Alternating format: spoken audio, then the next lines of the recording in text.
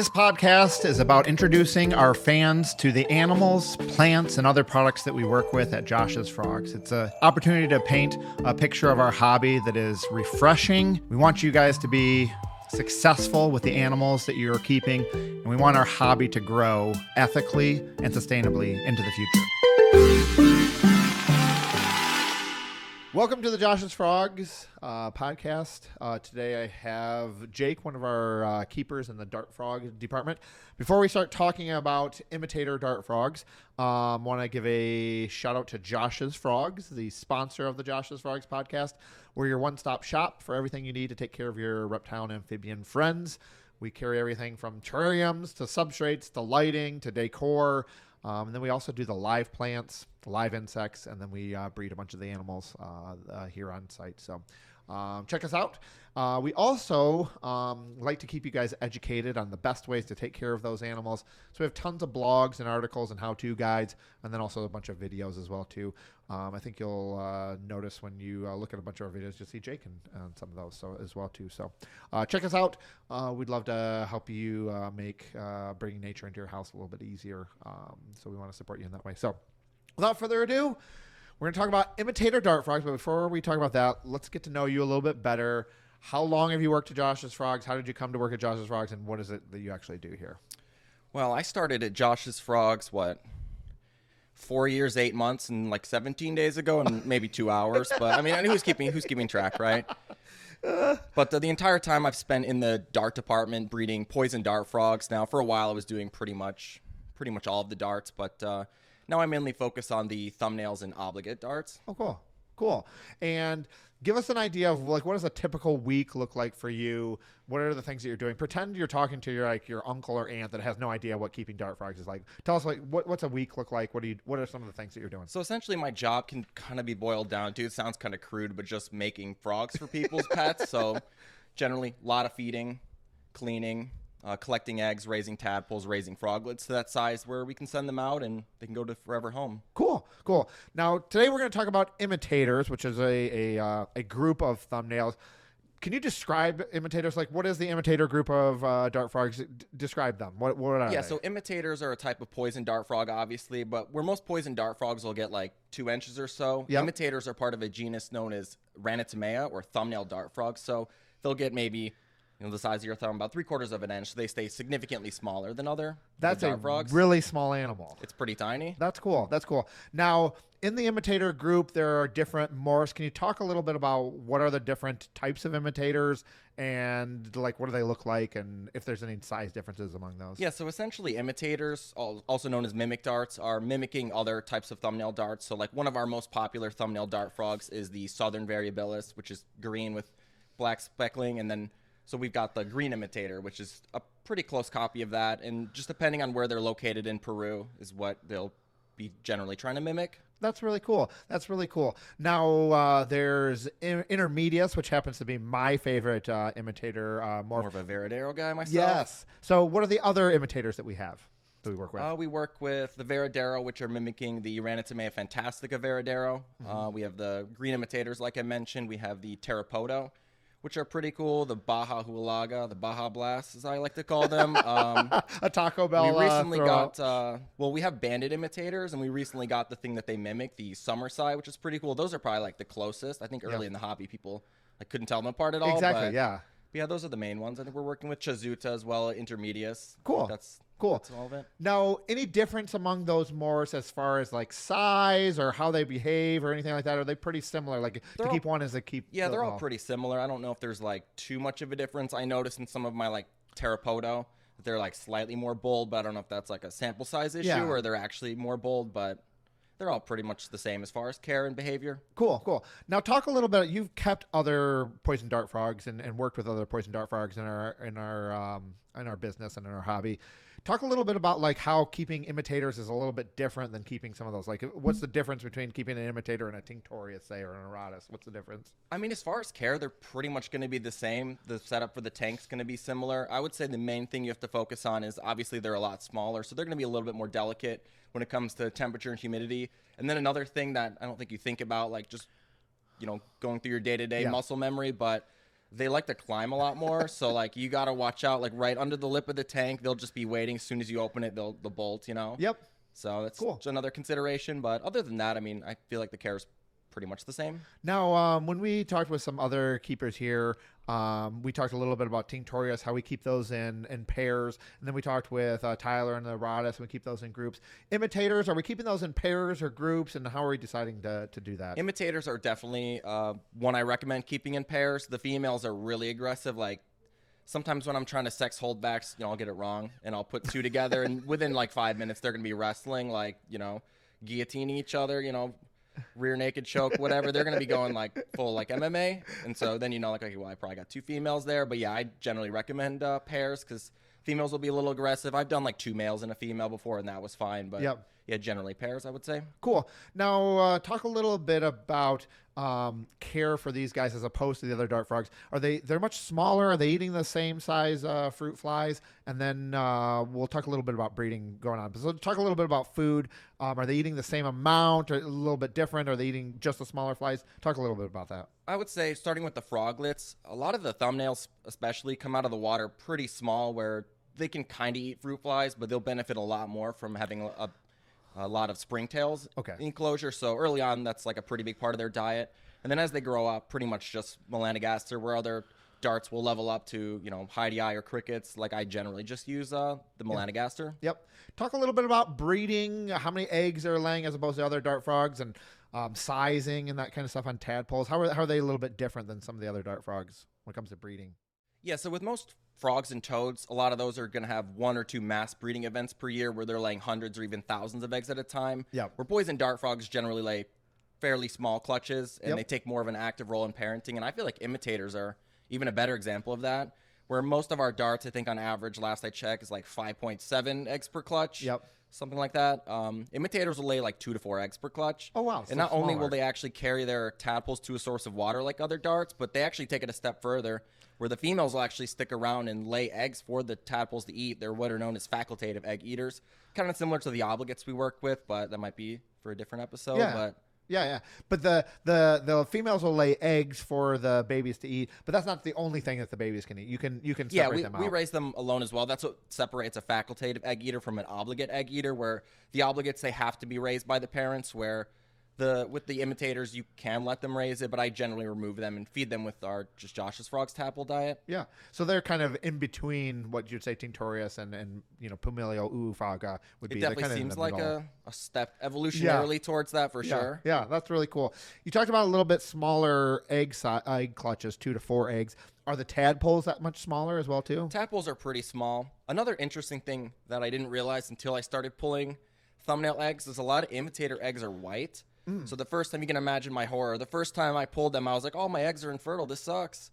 But then I kept them and they hatched. I was like, "Oh wow!" But a lot of them will start out white, which is kind of interesting. But yeah, they're gonna be pretty tiny when they start out. So one thing I like to do is I think it's like the spirulina dust kind of part of the tadpole food. I like to grab like a pinch of that as well. I think they benefit from eating a little bit smaller food. Cool. Because I mean the tadpole pellet's like almost the same size, you know? Exactly. It's a mouthful for sure. Yeah, exactly. Now, time frame for eggs, how long is their eggs? How long are they tadpoles in the breeding I would say process? it's pretty similar to other dart frogs. It's going to be like probably 2 weeks to hatch, 2 months to morph into or to grow limbs, and then maybe a week or two as a morpher. Cool. Now, frequency. Are they imitators laying as frequently as maybe a tinctorius or a Rhodus would lay? I would say every week or so. And if you actually let your imitators raise their own young, then they're going to see they still have a tad, so they won't lay, which is part of the reason why I collect the eggs. But Cool. The egg laying of the females, she's feeding the tadpoles. So when you pull the tadpoles out of the tank, is she still laying unfertilized eggs, or will she go right back to breeding when you remove the tadpoles? Yeah, pretty much. So what she'll do is actually she'll go and climb in the water with the tadpole and just kind of sit there and wait for the tadpole to essentially like start nibbling on her, and that's her cue to lay the egg. So she'll go and look, the tadpole won't be there, and that's her cue, like, okay, I can start laying normal eggs again. Cool. And there's actually, not to get off topic too much, but there's actually some evidence that the tadpoles are actually getting some toxicity from like the mucus secretions that they're eating, which is kind of interesting. Interesting. Huh. I'd never heard that before. That's interesting. I think it might be more in obligates, but Yeah. Yeah. Now, tell me about how we're setting up the tank. Like, how are we setting them up for the adults to breed? How are we setting up that tank? Yeah, so generally it's going to be the same. It's just a bioactive vivarium, kind of layered like you'd make a sandwich, with the drainage layer, what's the next layer called? Substrate barrier. The substrate barrier, there we go. The ABG, the moss, and then, quite a bit of leaf litter, live plants, springtails, isopods, pretty much your standard dart frog setup. One thing I've been doing differently, though, is most of our dart frogs will be in like 20-gallon tanks. I've been breeding them in pairs and 10s, and that's worked out pretty well. Cool. But I have some in 20s as well, but essentially it's the same setup. Cool. Now, I know with a lot of the larger frogs, we'll use the cocoa huts and petri dishes. Are we doing those with the imitators? And then what are some other things that we're using for them to lay in? I give them the coconut hut and the petri dish because it's like the classic dart frog egg laying spot. But generally, they're going to be laying more off the ground, where a lot of the other darts spend most of their time, on the ground. Yep. They pretty much all lay under there, where the imitators are way more vertically oriented. So they're laying in a lot of film canisters. Oh, cool. Oriented either. Usually have them vertically or horizontally, like facing each other. Yep. And then obviously I'll have some that just have water. So if I miss the eggs, because they'll also hide them like in the plants, sometimes up on the walls. I've got one of your favorites, the intermedius. One of them only lays like up in the top left corner. So How annoying. yeah, it takes a little bit longer to collect eggs, but it's more of a scavenger hunt. So That's it's fun. Cool. Now, when it comes to film cans, this is a great big debate.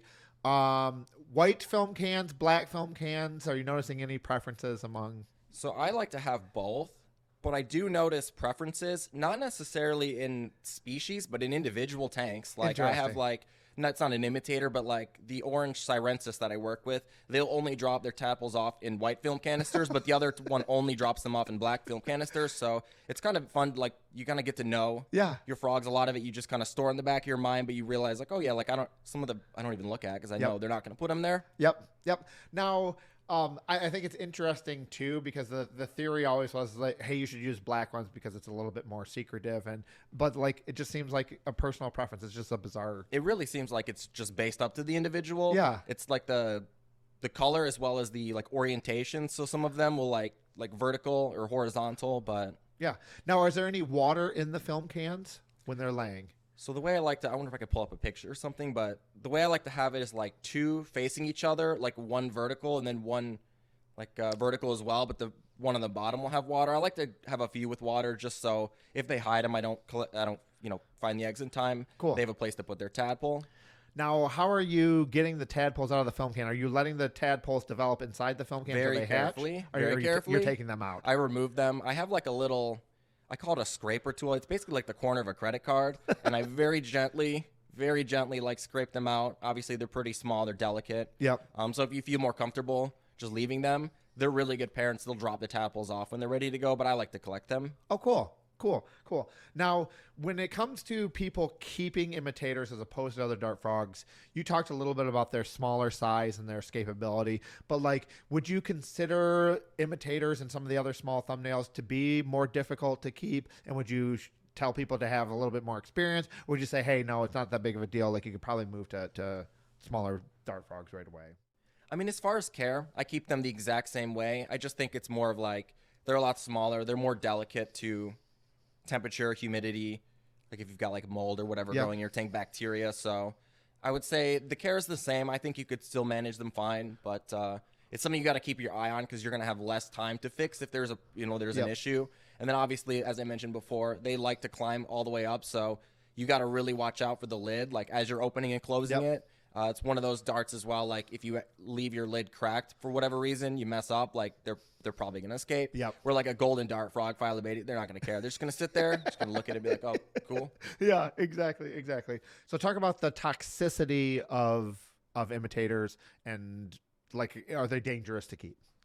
Yeah, so the interesting thing about imitators or mimic darts is that in a lot of mimicry in nature, it's going to be a non-toxic animal mimicking a toxic animal. So like if you live in the United States, probably the easiest one, the one that comes to mind is like the venomous coral snake and its mimic, the non-venomous milk snake. And that's what's known as Batesian mimicry. But with the imitator darts, a lot of them are as toxic, if not more toxic, than the thing that they're actually mimicking, which is called Malarian mimicry, which is kind of interesting. But as with other darts, they get their toxicity from their diet and their environment. So the ones we raise here in captivity are completely harmless. But as I always say, the best part is like the frogs themselves. They don't know that they're harmless anymore, which gives darts like super bold attitudes, bold, boisterous, if you will. You know, because they think they're bad. They don't know that they're harmless, which makes them a lot of fun. Cool. I think imitators are a really cool subset of the poison dart frog hobby that allows you to keep something that's a little bit smaller in a tank that they utilize a lot of the space. And they're really cool, unique things. So thanks for sharing all that about imitators. I'm going to move on to the lightning round. If you don't know the answer to any question, we can skip it, but just give us the first thing that pops in your mind. All right. So if money and time and space were no issue, what is your dream pet that you would keep? I would say, I don't know. Ever since I started here, I wanted to be like the Ash Ketchum of dart frogs. So if I could breed them all, that'd be cool. And I would say the most prohibitively expensive one is the Ufaga lemani. Yep. So if I could get my hands on those, any viewers, you got them. You want to send them my way and help your boy out, I would accept it. Oh, that's cool. Cool. All right. Besides Josh's Frogs, what's another business that's doing really cool things, or another breeder that's breeding some really cool things? Who would you like to give a shout out to? Who's somebody? I would say two easy ones for me personally. Pretty much all of our thumbnail darts come from either Understory Exotics or Ruffing's Ranitomeya. Cool. So I would say both those are doing great. Cool. Awesome. All right. What was your first pet that you ever had?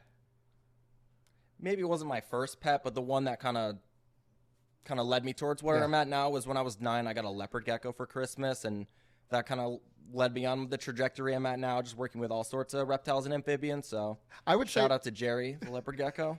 I would say that more than half of the podcasts we've done have listed a leopard gecko. Yeah, I listened to quite a few, and I was like, dude, I'm basic. I have a leopard gecko too. That's awesome. All right. In the whole world, what's your favorite animal or plant? Yeah, I'll give you can choose from either one of those, an animal or a plant, but in the whole world, what's your favorite? What do you think is the coolest? I love all the frogs I work with as much as my children. Not that I have children, but if I did, I assume it would be, similar. But Magic Mike is my favorite. If you guys are Josh's Frogs fans, you've probably already seen him. Yep. If not, maybe we can pull up a picture. Yeah. But that's my little buddy. I see him every day. I don't even work with white street frogs, but I make sure to see my little guy. He's my favorite. That's cool. All right. What did you want to be when you were a little kid? What were you planning to be when you grew up? I think early on, I always loved animals, so I think I wanted to be a vet. Yep. Grades in college, maybe not doable anymore, but I'm happy with what I'm doing now for sure. That's cool. All right. If you had an hour of free time, no obligation at all, like what are you doing with your free time? How are you using the hour that you'd be given? Not to keep going back to like my childhood, but since I was young, I watched a lot of like Josh's Frogs YouTube videos, like Brian Barczyk as well. Yep. And I started making videos when I was like 15, and I still do today. Oh, cool. So be creating content. Yeah, pretty much. Making some frog videos. Cool. Either that or logging on to old school RuneScape. Oh, nice. All right. If you had everybody's ear like you do right now, what's one bit of advice or encouragement that you would give to people? What's your maybe a quote or, hey, this is what I want people to do more of or less of? What would you say? Well, in addition to frogs, I would say I'm a huge nerd for like French history, like the Napoleon era especially. And one of his quotes that comes to mind often is, I think it's something along the lines of, everything passes rapidly on Earth with the exception of the mark that we leave on history. So wow. I think it's kind of just doing whatever you can in the time you have allotted to make things better for yourself, your family, or for people around you. Cool. That's really timely advice. Thank you for sharing that. For sure. Appreciate that. If you check out Josh's Frogs, any of the content we create, blogs, videos, and stuff like that, you'll see Jake on a lot of those types of things. So check those out. But thanks a lot, Jake, for educating us on imitator dart frogs. Appreciate it. Sure. Yep. Take care, guys. Thank you for tuning in to today's episode. If you enjoy this content and want to stay up to date, make sure to like, subscribe, and follow us across social media. We always want to bring you the best content, so let us know what you think in the comments. And for all your reptile and amphibian needs, be sure to check us out at joshsfrogs.com. We have an amazing selection. Until next time, stay curious, stay froggy, and keep exploring.